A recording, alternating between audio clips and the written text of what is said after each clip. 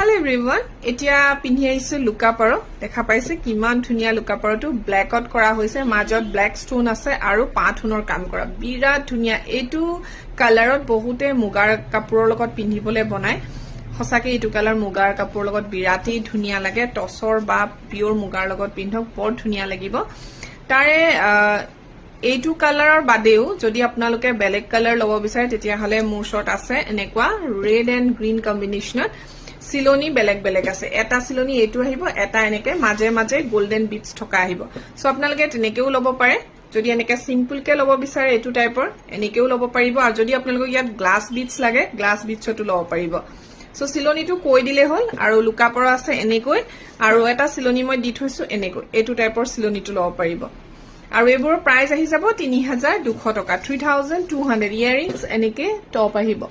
পৰ ধুনিয়া হয় ৰন্থলি মেড